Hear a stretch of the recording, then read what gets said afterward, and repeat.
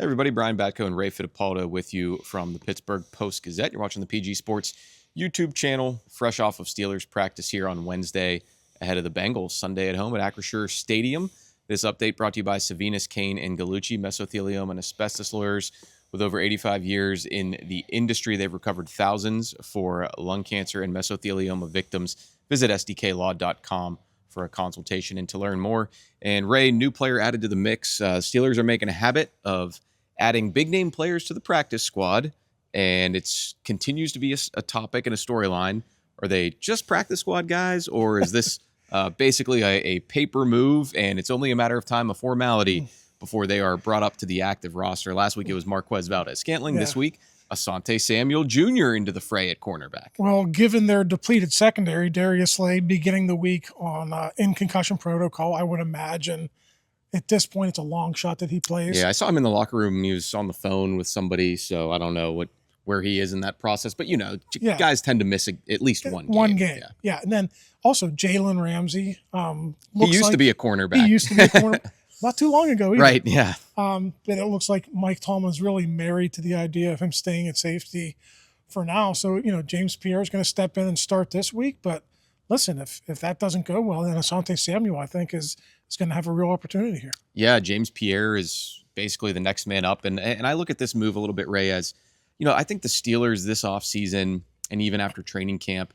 they really liked their 90-man roster. If you remember, going into week one, everybody on the practice squad was with them in Latrobe. I think due to injuries and, like you said, shifting positions, I think they weren't on top of it at the cornerback position lately with that practice squad. And now you bring in somebody like Asante. I mean, the only other options there, Daryl Porter Jr. Is anybody watching this familiar with him? Probably not. He came in midstream at St. Vincent. He might be a fine young player, but it'd be a lot to ask him to step up into a role. So you didn't really have anybody like that. Samuel's also an interesting case in that he was on an NFL roster last year. He was on those free agency lists that you look at every offseason of best cornerbacks available. Right. But he had a serious neck/shoulder spinal injury. And what I think is kind of the coolest thing about this story, Ray, is in April, Asante Samuel Jr. was in Pittsburgh, not for a free agency visit, but to get that operated on by the Steelers team doctor. He said he was here for a couple days. His agent looked into what's the best place to get this done. He chose the crew that handles Steelers injuries, and now he is a Steeler. Yeah, and I guess it was pretty easy for him to pass his physical. I think Dr. Akwanko would certainly know what's going on there. So, it's an interesting opportunity for the Steelers in the sense that they didn't have to overpay for him in free agency. Right. And now it's like, okay, if this works out, great. If it doesn't work out, they're not really on the hook for too much money. Going forward. He's on the practice squad now. If he gets onto the 53, he'll be making, the NFL base minimum salary. So it's really a low-risk move for the Steelers. No-risk move, essentially. Yeah, I mean, it's a situation where they are in desperate need of help somewhere.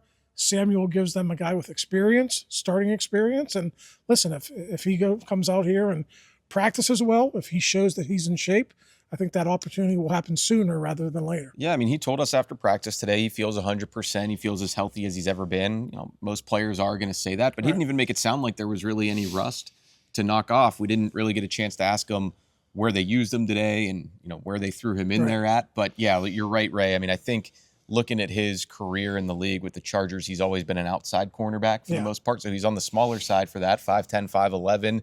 The Steelers have kicked guys inside to the slot at times to see how it goes. But between Pierre and Brandin Echols struggling to cover Ladd McConkey the other day, there is an opportunity here. And I imagine that's why the end of the Asante Samuel Jr. sweepstakes came a little bit early after all these other teams he visited. He signs with the place that he put his career on hold, essentially, back in the spring. Yeah, and, you're right. Brandin Echols did struggle in the slot a little bit, so there might be an opportunity there. I don't know that the Steelers want to switch things around all that much. Echols did have experience inside and outside when he was with the Jets. If Samuel truly doesn't have that experience with the Chargers, that would be a little bit much for the coaches to ask him to do that. So I would imagine Echols stays in the slot for now. Maybe eventually, if you get Sebastian Castro up to speed and you feel comfortable playing him at free, like 8 or 10 snaps a game, maybe Jalen Ramsey could go back to playing corner a few snaps a game. We'll see where that goes. Yeah, but for right now, it's a bare bones secondary, and they got to figure out and make it work with the guys they got. And tough challenge for the Steelers too with that. When you start talking about rolling out some different sub packages and tweaking things, you don't have the bye week anymore. No. Don't have another Thursday night game. You'll get a Monday nighter where you have an extra day of prep, but they don't have a ton of time to look into these other options and throw wrinkles out there that you want to work on in practice. So, yeah, I mean, I think it's here. I'll leave you with this question, Ray. Who plays in the game first for the Steelers? Asante Samuel Jr., Marquez Valdes-Scantling, or push? Could be the same week. Could be never. I'm going to say because of the desperate situation they are in on offense, they got to figure out a way to get out of this slump.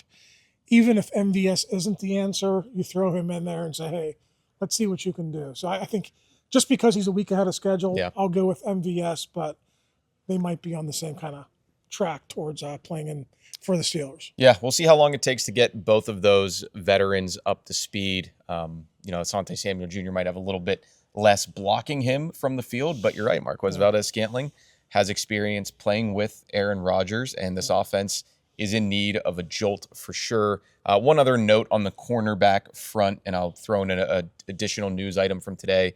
Corey Trice Jr. still on IR. He's got one more week to work in practice, but if you've been following the practice reports and the injury updates, he hasn't been working in practice. He comes back from his hamstring injury, I think it was, with a knee injury right away. So they're running out of time with him.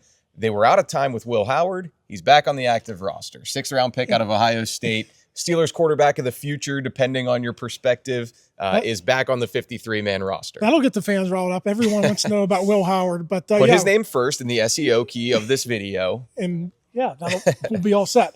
The one good thing for Will Howard about the that's situation. Will right now. He's turning on the lights for us. He does get to practice for the remainder of the season. Right. If they stashed him on IR, the season would have been done. He could have been in meetings and stuff like that. But at the very least, this is a great opportunity for him to run the scout team and maybe get a little bit of NFL experience. I was going to say, meetings are one thing, but that's really no way to develop a rookie quarterback, even a 6th-rounder who might be more likely to be a career backup than a starter. But yes, that was good news for him, and probably bad news for Skylar Thompson. I imagine he's going to end this season on IR unless something happens to Aaron Rodgers or Mason Rudolph. So, Will Howard will probably join those game day inactive lists, but he'll be the emergency third quarterback. And who knows, if the offense keeps going like this, Ray, we might get some Will Howard chance before the end of the year at Acrisure Stadium. I was going to say, hopefully not at Acrisure. That would be bad. All right. For Ray Fittipaldo, I'm Brian maybe in Cleveland. For Ray Fittipaldo, I'm Brian Batko. To Chris Carter, too. Thanks, everybody, for checking us out. We'll see you again next time.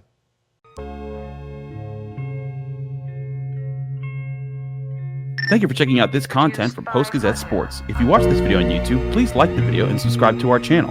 For all of the sports coverage the Post-Gazette has to offer, visit post-gazette.com.